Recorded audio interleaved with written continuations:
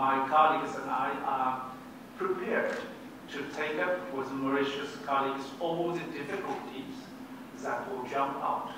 Donc, depuis commence les négociations pour établir une zone de libre-échange entre Maurice et la Chine, il est important parce que nous, pour le premier pays africain qui peut établir une zone de libre-échange avec la Chine, je rappelle que nos importations depuis la Chine équivaut à peu près 853 millions par an, dollars, et nos exportations vers la Chine, c'est 27 millions dollars par an.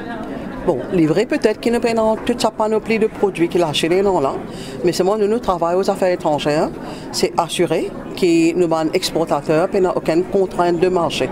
Alors, notre travail, c'est ouverture de marché généralement. Si je pourrais marquer depuis 2 ans de cela déjà, Maurice peut faire beaucoup d'efforts pour ouvrir le marché.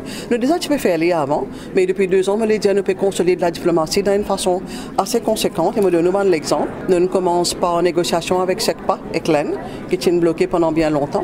Nous espérons nous pourrons finir faire certains chapitres qui nous ont signés un après l'autre. Alors, la Chine, c'est une deuxième étape, c'était vraiment un accord de libre-échange avec la Chine qui peut être un modèle pour l'Afrique. Troisième chose, nous avons signé la semaine dernière le Continental Free Trade Area, qui est une volonté politique de la part de l'Afrique pour faire une zone de libre-échange en Afrique. Over and above this, c'est ce qu'on appelle la tripartite, Tripartite Free Trade Area aussi. Pour nous, c'est une ouverture de marché conséquent. Maintenant, si vous mettez au niveau bilatéral, à part la Chine et l'Inde, je vous rappelle que le ministre des Affaires étrangères est à Moscou l'année dernière. La semaine dernière, nous avons fait une réunion de haut niveau dans le cadre de International Week avec la Russie, avec le directeur de l'Afrique, quand nous avons fait le suivi de ce que le ministre nous ouvert, comment marcher, comment potentiel là-bas avec la Russie. Et si nous guettons ce qui va passer à ce là, nous pouvons trouver que cette semaine-là, moi-même, on peut ouvrir une discussion avec l'Australie jeudi.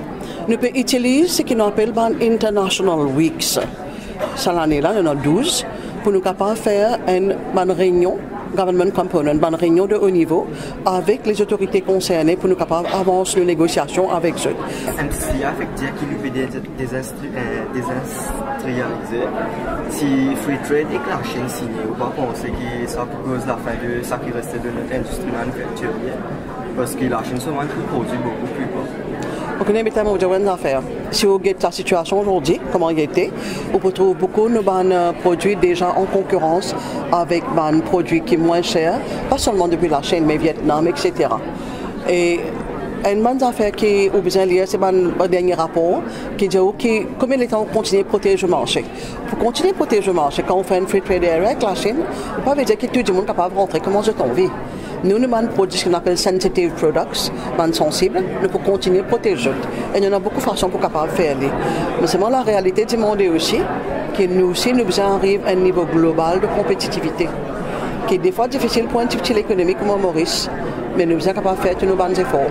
We are on the new move under the guidance of our President Xi's new sword, and we see great opportunities of cooperation, further cooperation with developing countries, with African countries, and of course including Mauritius. Mauritius is very important.